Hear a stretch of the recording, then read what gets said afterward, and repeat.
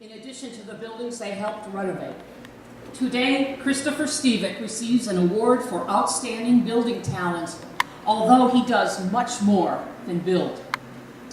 The story of the restoration of the Hotel Petaluma's courtyard may have given you a brief introduction to Chris's work.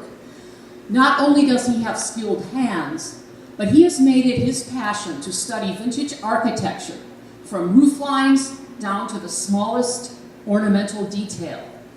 His eye for beauty and grace, proportion and balance, and architectural traditions make him one of a kind. Chris spent more than a year on the Hotel Petaluma and its courtyard. He also performed some repairs within, including repairing some missing tiles in a corner of the lobby. Because the specific kind of tile is no longer available, he substituted another material and expertly painted it with the exact variegated colors of the original work. And there is a photo of those tiles in the corner there. You might want to look at it. Finishing work continues even today. Chris has been a stalwart in the preservation community, and some years ago was honored with an award for outstanding leadership in preservation. This was for a host of activities he was involved in, such as Heritage Homes, the Trolley Project, Save the Trestle, and more. He works with the city to ensure that preservation is taken seriously.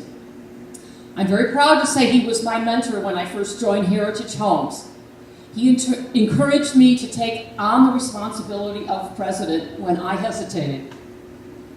And here are some more of Chris's diverse projects. Chris's artwork was chosen for the 2008 Petaluma Centennial Logo Contest from a number of other entries. And I don't know if you all were here in 2008, but this little egg design was everywhere. Some of you may remember the Petaluma Queen riverboat, which plied the Petaluma River for several decades. Several decades ago is what I meant.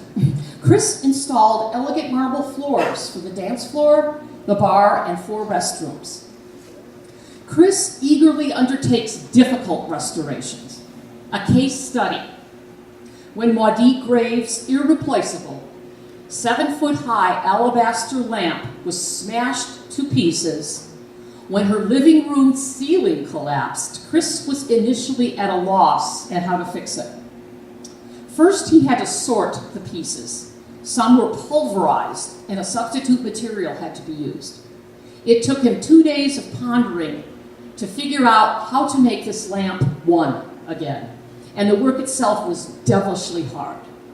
He also fixed many of Maudie's other treasured antiques that were damaged in the disaster. In the early 2000s, Chris undertook 7 projects in the vast restoration of St. Vincent's Church, inside and out. The most conspicuous is the fountain that faces the church, for which he sketched the interpretive artwork. He also got his hands dirty with the actual work. Worth mentioning is the upstairs concrete windowsill in this museum building that he recreated to match the other sills. A longer list of Chris's accomplishments would keep us here way past dinner time.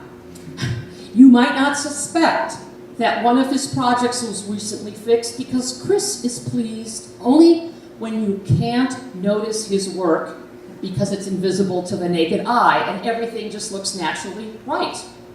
Now that's restoration at its finest.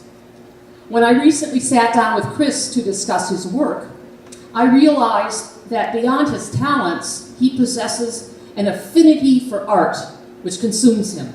In art school, he learned the gamut of from art history to art materials like paints and other mediums, and is always eager to learn from other artisans.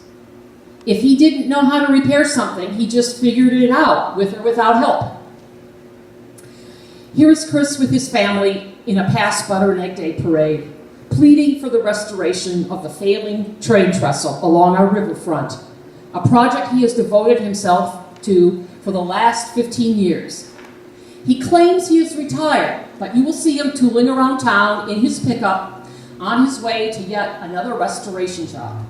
He can't help himself because he loves his work so much. Thank you, Christopher Stevick, for your devotion to the aesthetics of Petaluma and your expertise.